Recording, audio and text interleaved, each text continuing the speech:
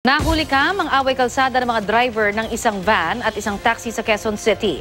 Ang driver ng van sinadya ng banggain ng taxi, minaneho pa ito at saka ibinangga sa pader.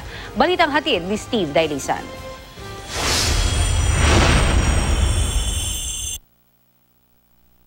Nagkakarera ang delivery van na taxing ito nang mahulikam sa bahagi ng Regalado Avenue, Barangay North Fairview, Quezon City nitong May 11. Binangga ng van ng taxi na napahinto. Parehong bumaba ng sasakyan ng driver ng taxi at ng van. Pero ang driver ng van sumakay sa taxi, pinaandar ito at saka binangga sa pader ang taxi. Di pa nakontento, iniatras pa niya ito at ibinalagbag sa kalsada. Sumakay siya muli sa van at makailang ulit na pinagbabangga ang taxi.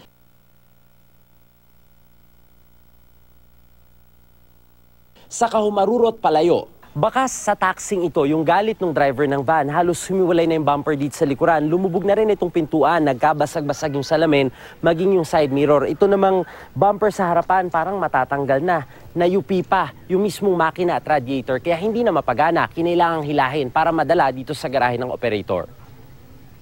Ipinakita sa amin ng 20 anyos na taxi driver na si Kevin ang sugat at galos na tinamo niya dahil sa pagkakabangga. Aminado siyang nag-umpisa sa asaran at tumantong sa pikunan ng lahat. Bagay na nangyari bago ang tagpong nakuhanan ng CCTV. May sakay din daw ang driver ng van, kapwa matangkad at malaki ang pangangatawan. Tinangka raw niyang lumaban. Bigla niya akong ginigit-git, nagtitripan. Pagbaba ko po, inaamban nila ako, inunahan ko na po, inampas ko ng terings. Sa ulo ang tama. Yung isa, bigla akong binunggo. Gamit yung taxi. Yun nga lang, hindi na naplakahan ng sasakyan kaya kumakala pa ng saksi ang pulisya para matukoy ang sangkot na van na conduction sticker lang ang nakakabit. Tumakbo ako sa mga tao kasi yung mga ibang tao doon, tinutulak ako pa highway para mabangga. Babuling po sana hanggang may dumating na pulis. Accident prone ang pinangarihan ng insidente. Mabutit walang nadamay. Ang araw nito, kailangan talaga sa lahat ng mga nagdadrive, kailangan hindi may initin ng ulo.